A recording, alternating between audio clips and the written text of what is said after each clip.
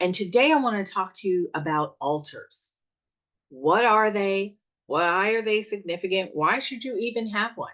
So, if you're interested, stick around and see the amazing things that an altar can do for your life.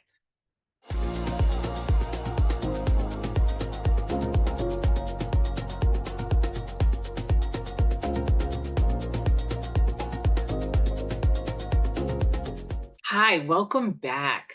I am Lashonda with a Sacred Journey with Lashonda, where we uncover our true essence, one sacred step at a time. So, as you guys can see, I'm sitting down here on the floor and I am sitting here right in front of my altar. Altars are very, very special for me. I learned about them probably, I would say, about 20 years ago. And since then, I've kept some form of an altar always in the home that I live in because it means that much to me.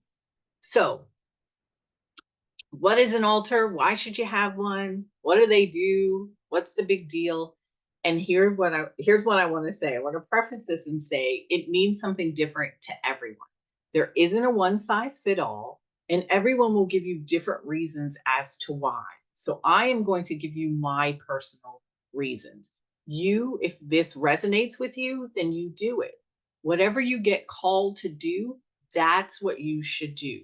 Let the divine guide you in the right way that fits for you.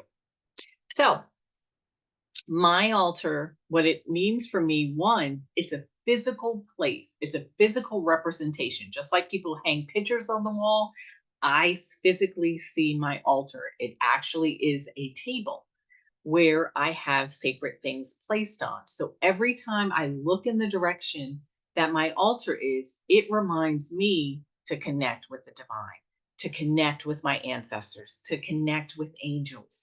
It reminds me of that all the time. It also reminds me that they're always there, period, that I'm never, ever alone.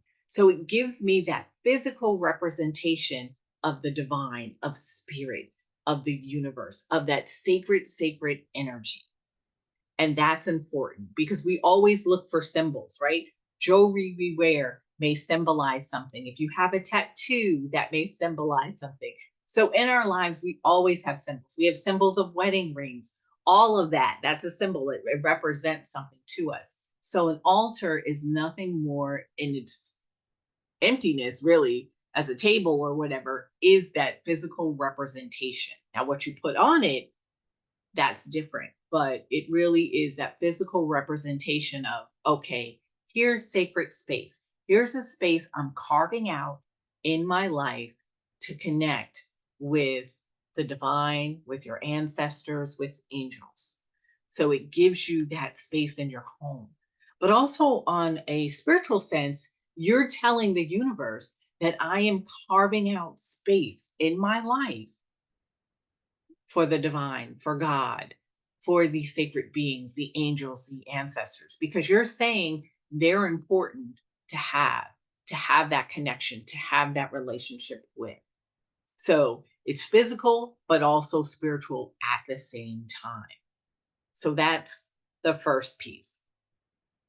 The second piece of having an altar is, for a lot of people, it creates some form of ritual for them. So they may have things on their altar that help them to get connected to the divine, to their ancestors, to angels. So they have different physical things that call them in and call them into getting into that sacred connection. So for me, on my altar, I have things with sound because I absolutely love sound, and sound kind of brings me into attention. Think back, if you're as old as me or even older, we had bells in school, right? And sometimes some schools still do, where it's like the bell rings and class is over, time to change classes, all of that kind of stuff. So we've had sound throughout our life kind of telling us and giving us direction and guidance as to where to go next. So for me, I start off with sound. Sound tells me it's time for sacred time. It's time to quiet my mind. It's time to connect to God, to the divine, to my ancestors, to angels. It's that time. It calls it in. So I have a sound bowl. I have other things that make noise on my altar. You can choose something that resonates for you, could be bells, whatever feels right for you. The next thing that I do have on my altar is I have symbols of goddesses on my altar because I like calling in that feminine energy. Because for so long in my life, I lived very masculine, do, task, task, task, grind and hustle and all of that. And I was way out of balance and I needed more feminine energy. So I use my altar to call in that feminine energy. So I have goddesses that represent specific physical energies that I wanted. And Lakshmi is a goddess that I have on my altar, and Lakshmi represents abundance and just receiving abundance, that feminine energy of receiving. So Lakshmi reminds me to receive, to to embrace and let go and be open to receive the goodness that God has. So I have that on my altar. I have other things from my ancestors on my altar that I was called to put on there. I have sage on my altar. I love burning sage because that smell, that's another sense that I call in when it's time for sacred time. And then there are things that I change out when it needs to.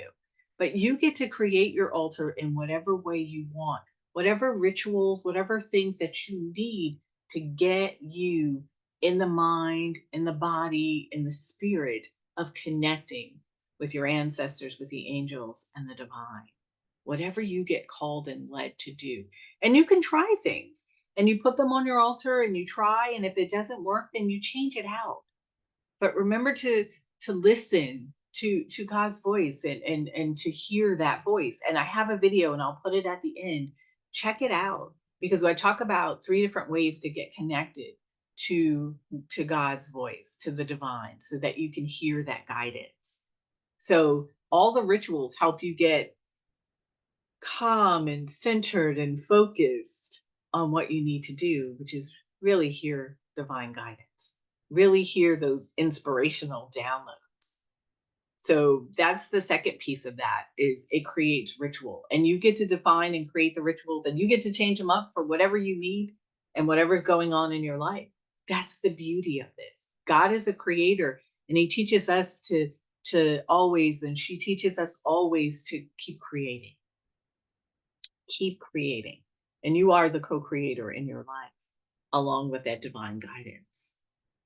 And the third piece for me is what I alluded to earlier, which is I love my altar because I sit at it and I get amazing downloads.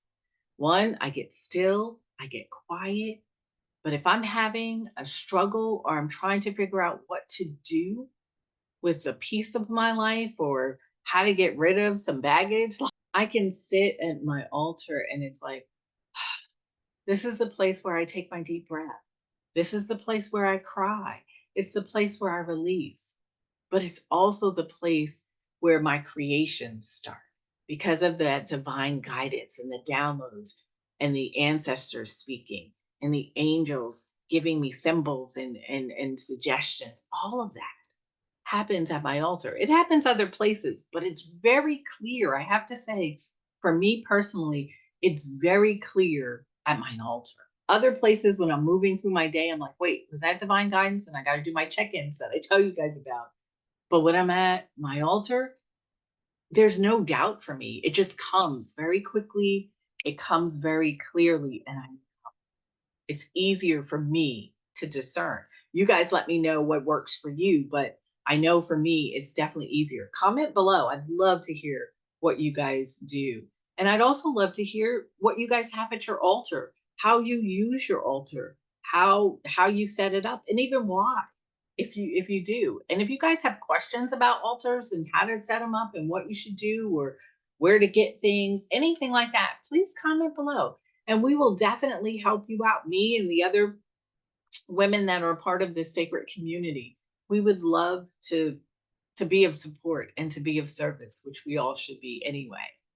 So Definitely, if this resonates with you, set up your altar. Let me know below. I'd love to hear if you've started working with your altar, how that's changed your life and worked out in your life. And definitely join us next time. And if you haven't, subscribe to this community. I hope you are enjoying your sacred journey. Take care. Bye.